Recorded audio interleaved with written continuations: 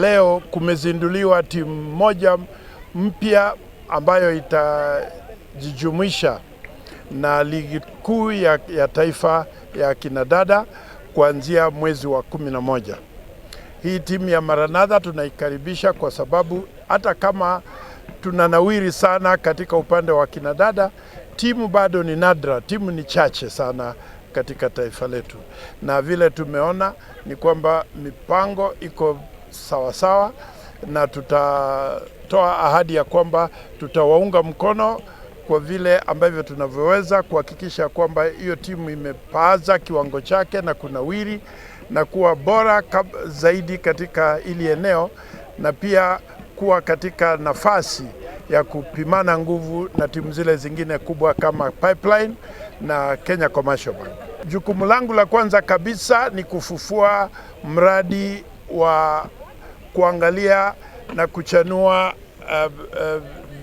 vijana chipukizi, vijana na wasichana chipukizi.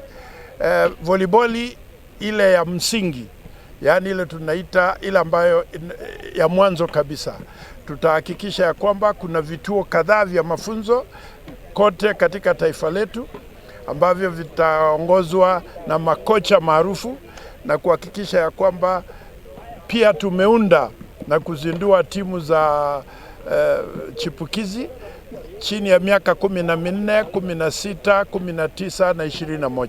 Kufunguliwa kwa klabu hii inaitwa Maranatha Queens na president wa federation kwa number 1 inaweka uzito ya kwamba watu wanatudhamini. So tukikuja tu hatutaonekana tu kama tu watu wanakuja tu kucheza tu hapo. So that's why tulienda kwa federation, akakuja na akasikia wito wetu, akuja tuweke uzito na atusupport kwa mawaidha na vile tunaweza fanya kwa kufikia wengi.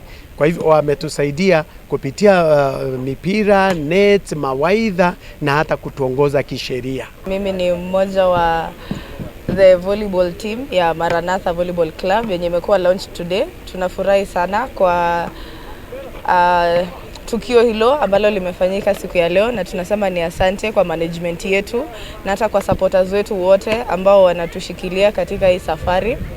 Tunasema ni asante sana na waendelee kuwa nasi na wasikue na tashwishi yoyote, hatutawaangusha.